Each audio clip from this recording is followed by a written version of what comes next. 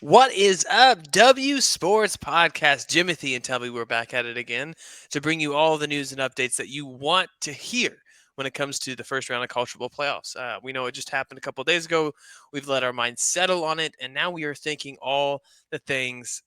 Should we go back to the BCS? Was 4 teams enough? Should we go to 16 teams? How do you put them all at neutral sites? All the different questions you guys are thinking through. We're going to talk about them today. So as we go through them, we'd love for you all to put those in the chat.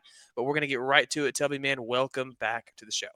What is up? I don't think it was the exciting college football first round we were hoping for, but it was still good that we had some college football this weekend. Yeah, absolutely. And no, and here's the best part is we're not doing this podcast right now and talking about a double overtime game with Fresno State versus Northern Illinois or UTSA versus Coastal Carolina blowout. We don't have to talk about those games. We could, but there's no need to really right now. We are talking about obviously college football playoffs. For the most part, were just not good games. They were lopsided. I know that you could look at if you didn't watch the Notre Dame Indiana game, and I had some Mm-hmm. friends that did, and they asked me about it. I said, "Well, it looked close. It was not close." I said, the 14 of those 17 points came in the last 90 seconds. Yeah, It just wasn't great. Even the Clemson Texas game, that one was pretty handed, one sided at halftime. Penn State, SMU, same thing, very early on, and then Ohio State, Tennessee. I mean, if you were a Tennessee fan, one of the 35% of the people that were at that stadium, it was a pretty rough one. But W, yeah. I want you to pick one that you want to start with. We'll talk about Um, it. let's go with the. I think we should go with the one that I thought was going to be the closest game. Let's go with Ohio State, Tennessee. Yeah. All right. What do you want to start with? What about this game frustrated you? Like, I don't get it. What was it? Well, I think right off the bat, Tennessee they got dealt a bad hand once Dylan Sampson went down.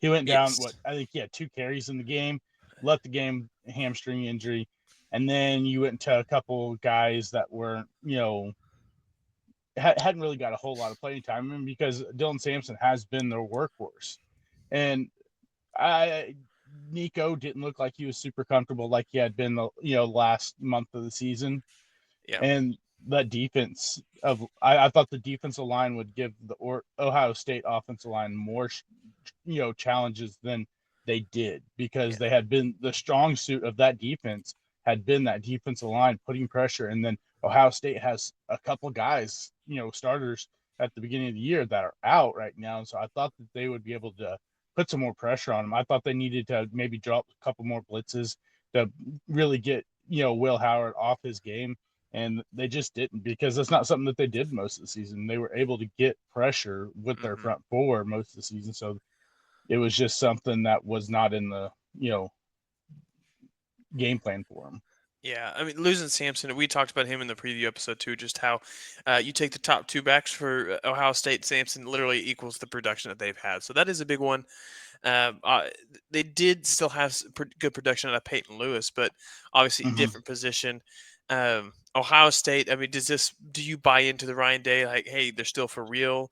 Um, I don't know. It's hard to judge. I think this, like, how real was it? It snowballed pretty quick, 21-0 before you blinked. It was 21-10 going into half, which was Yeah, there, and then sure enough, fell flat in the second half to start it off, and they were down 35-10. Yeah, 35-10. yeah. I mean, I still don't buy into Ryan Day hype, and I don't know if you saw, Shannon Sharp responded to Kirk Herbstreit and Chris Fowler because on first take they were like, Ryan Day's job's on the line, kind of like we talked last week, Mm, and they were like, oh, these guys, are trying to say that his job was on the line, and kind of bashing Shannon Sharp and Stephen A. Smith. And I guess Shannon Sharp, he went right back at him. He's like, dude, we work for the same network. You shouldn't be, dogging on me and all this other stuff. And he's like, you just got to watch what you say. It's like, I mean, it's true. I think everyone expected Ryan Day to be on the chopping block. But I will say one thing about that Ohio State team. Ryan Williams is going to be an absolute monster. I yeah, mean, true freshman wide receiver. The kid is phenomenal already. I can't imagine what he's going to be like in a couple of years. yeah. It's I don't. Yeah, they get all the talented skill positions, so we'll see how Yeah, it's skill position. Well, it's one of them. I mean, LSU's been up there too right now, but it's yeah, it's definitely. Um, I don't know that game. What was the game that was the most disappointing? I think for you. I mean, for me, it was Clemson, Texas, because I Yeah. wanted Clemson to win. Because yeah, just the game itself, and Yeah. okay, so I'm gonna cut to the chase because I'm looking at these games and there's a theme. So obviously, home Mhm. team's 4-0 in this, Yeah. but it wasn't even like, oh, they squeaked by 4-0. We saw the a 7 point advantage because you're at home. This was an absolute domination by every single team. And when I Mhm. went to school, we talked a lot about sample size matters a lot. Mhm. And I think what a lot of people are feeling about the college football playoff, no matter what game you're looking at, is did we get it wrong? What can you take from these 4 games that we can apply and say universally this is what's happened? And I think I cannot say with confidence that the 12-team playoff is wrong. What Mhm. I feel is the sample size is too small, but why did these games get so lopsided? That's my question to you, Toby. Do you have a thought? I have Yeah. a thought, but I want to know why do you think these were so lopsided? I think the home field advantage played a huge part into this, and outside of the Texas game, the games were cold, 27 degrees. The other 3 games besides the Texas game where it was, 65, nice and sunny down in Austin. I think that played a huge part into it because it's something that we haven't seen, before.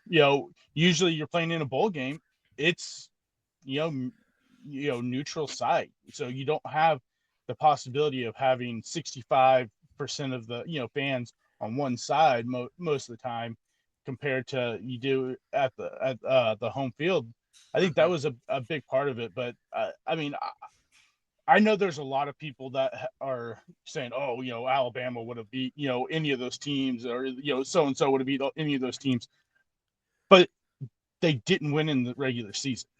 Yeah, They have no argument for being in the playoffs. yeah. That was my biggest takeaway. Is everyone, even like Lane Kiffin. Oh well, gave us another exciting game, dude. You lost to 2 unranked teams. Why would you deserve to be in when Indiana lost to one ranked team? SMU lost to one ranked team in the conference championship game, and BYU team that started out the gate 8-0. Yeah.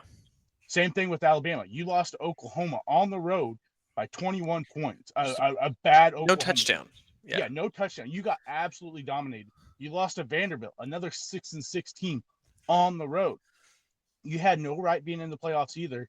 Those 2 teams deserve to be in because, granted, their conference schedules may not have been as tough as those other 2 teams, Hmm. but you can't complain about that because that's just how it went. Oklahoma's conference schedule compared to pretty much any Yeah, it's team, ridiculous. Yeah. yeah, compared to Texas's where they played 3 games and one of them was in a conference championship game against a ranked opponent. It Yeah. just you can't really make that argument because Alabama's like, well, we just won't schedule anyone in the non-conference. Well, you didn't do that this year. The toughest game you played in the non-conference was Wisconsin, and Wisconsin was bad this year, real bad. Yeah. Yeah. So I think but going back to your question, I think the home field advantage was the big deciding factor in most of those games. 100%. I think the fact that people don't understand. Here's the thing: playoff games were previously. Let's look at that one. We had like what Mm-hmm. 8 9 years where we had the normal playoff of 4 teams, neutral site for the championship game. Yeah. That's very different atmosphere. They're also very controlled where they're inside. They're beautiful Mm-hmm. weather, all that kind of stuff. Yep. Whereas now they are not that. You're going to go be playing in Notre Dame when it's 13 degrees outside or something like that. Oh, Yeah. and for the record, Tennessee 25 is not cold enough to have your shirt off and feel tough. Just throwing that out there. What a ridiculous enough with this. You guys aren't looking tough with 20 degrees. Good Lord. No. And then you get your butt handed to you. Yeah. So home field advantage matters more than ever. And how many of these programs are playing this important of a game as a true road game Yeah. outside of before this? And I think that the youngness to that, like we Mm-hmm. don't really know how to handle it. We haven't had to walk through this. If you think even back to high school days, how many of these guys are playing in crowds of this size? Because Ohio State Yeah. 100,000 plus, Penn State 100,000 plus, Texas 100,000 plus, Notre Dame I think is like what 85,000 or something like that. Yeah. Mm-hmm. Um, so if you look at that, even in high school, in the biggest schools out there in Texas, Yeah. if they're neutral site, it's you can get that big, but when they're home, you're thinking 10, 20,000, and Notre Dame is just under 80,000. So Yeah. I think Well, I that's a mean, massive understatement to think of yeah. the importance of home field advantage. Yeah, and this is one thing that I don't get. I understand you got to appease the bowls and stuff, but that the first round you can be one of the bottom 5 teams, but if you're one of the top 4 teams in the first round, you get a home game. But the top 4 teams in college football in the college football playoffs, they don't get that luxury of having a home game like these other teams before them. So this is my idea. Why not switch it out? You have the bowl games coming up for this one. The Peach Bowl, Orange Bowl, whatever for the second, the quarterfinals. Have that the first week. If you really want to give these teams a home field, whatever, for the college football playoffs, then the next week you allow the top 4 teams to have their home field advantage. Because to me, it just doesn't seem, fair. If you're going to give Ohio State, who is the 8th seed, a home field game, why doesn't Oregon get that luxury of having a home field game? Yeah, and has the toughest road to the championship. Yeah, Yeah.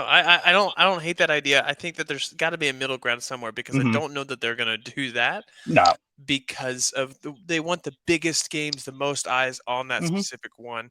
And there used to be history and tradition attached to some of these bowl games that not so much. I mean, I don't even Yeah. remember most of the bowl game names anymore that I used to grow up and I knew them all. I know Yeah. the famous Idaho Potato Bowl, Yeah. Pop Tart Bowl because I love the mascot. Like there's just a couple of them, but I just don't know them anymore. And the new trophy for the Pop Tart Bowl. Did you see that? Where it's an I've actual toaster? yeah, I heard about that. That's pretty great. I mean, come on now. You got to get some reason for me to watch that game because there's not a whole lot, Right? but that's what reason. So if the sample size is too small to make Mm-hmm. any like wrong or right, I'm gonna go backwards a little bit, and I'm gonna Mm-hmm. say, what can you name me the 4 teams that made the semifinal in FCS? Ooh. Yeah, I think I can.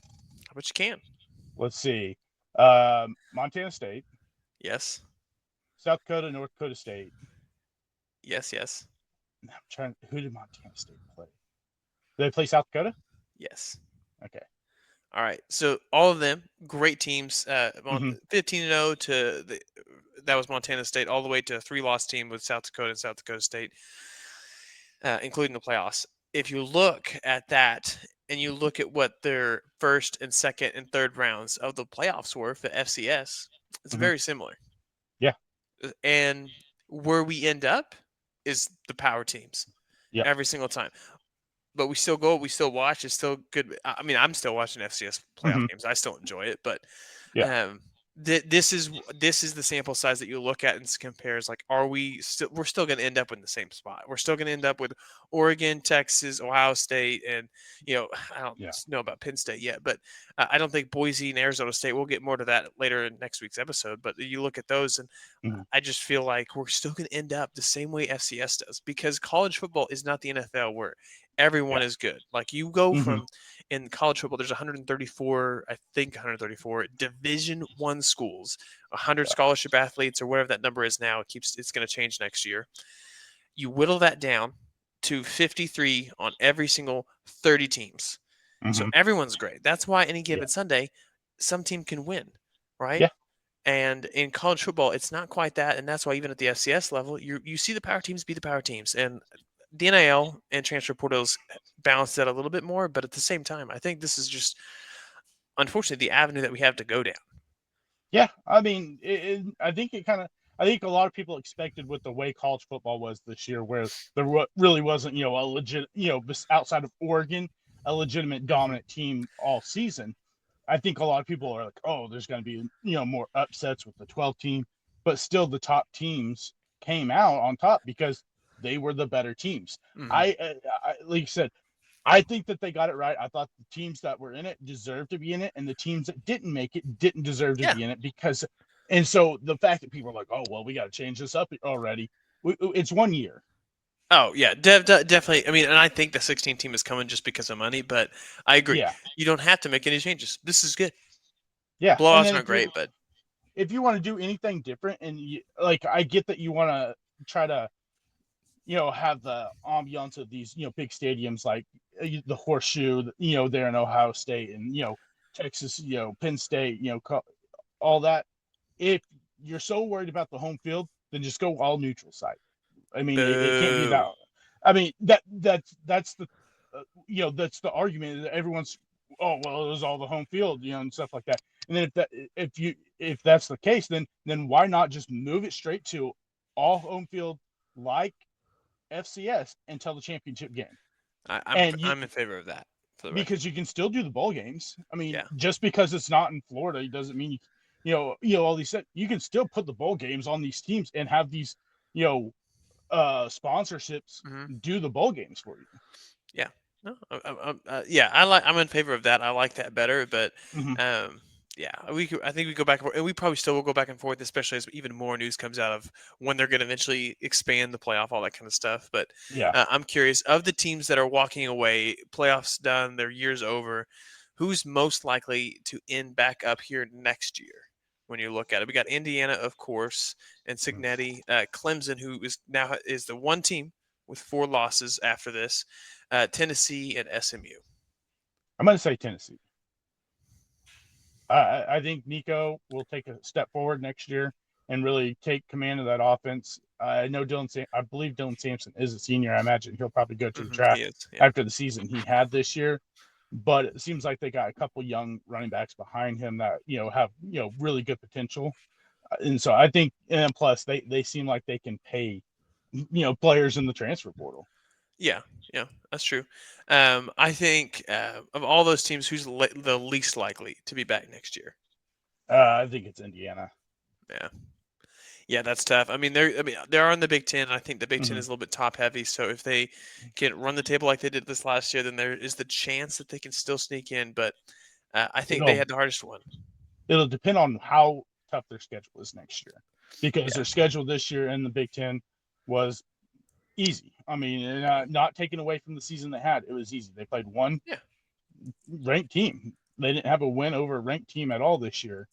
And the one tough game that they played, Ohio State, they got beat pretty good. So if they're having hmm to play, a Penn State and Ohio State, even Michigan, I think will be better next year because of the potential with the quarterback and yeah, Bryce Underwood. And they got Mikey Keene today, who is a veteran college quarterback who has put up good numbers throughout, his college career. I think that they'll be better. I think we expect Nebraska to maybe take a step forward. We'll see. We thought that would happen this year. We don't know, but yeah, Oregon will still be there again next year. So I think yeah. that if they have to play a couple of those tougher teams that they didn't have to play this year, it's going to be a lot tougher for them to get back. They do have. I'm looking at it now. At Mm-hmm. Oregon and at Penn State next year. Also at Iowa. Yeah, I mean, there's tougher games right there for you. Yeah. So we'll see. I mean, it's gonna be, and you got to imagine Wisconsin is gonna be better next year, but Yeah. that isn't the easiest Big Ten schedule that you're gonna see. Mm-hmm. Um, yeah. So any of the final thoughts on the college football playoff? Maybe this round. I mean, we're gonna have predictions on next week's episode, or later this week's episode for next week's games. But any thoughts? I'm ready for the rematch of the Oregon Ohio State. It was a great game in the regular season. I think we're going to see another barn burner in the playoffs, Who and see if Oregon really is that team. who are you going for? Oh, I'm going for Oregon.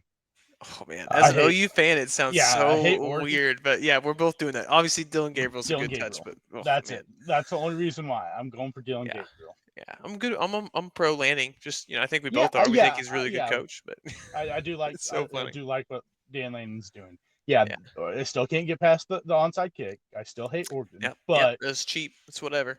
yeah, but I'm rooting for Dylan Gabriel to get it done and hopefully end his career with the national championship. Yeah, more likely to win the game. USC at Texas A&M in the SRS Distribution Las Vegas Bowl on what day is that? Friday, or Oklahoma beats Navy on Friday. Oklahoma beats Navy. All right. If not, one of those teams is a good chance is going to be 6-7 this year. Yeah. Oh man. All right. Well, everyone, that is the podcast for this week's episode. Don't worry that tomorrow we'll be back with your NFL reactions as we get really, really good picture of what the NFL playoff schedule looks like. And don't worry, make sure you subscribe because later we're going to have our predictions next this upcoming weekend's episode. So we appreciate y'all listening. Make sure you have a safe holiday. Merry Christmas from the podcast. But till then, see y'all tomorrow. See ya. See you.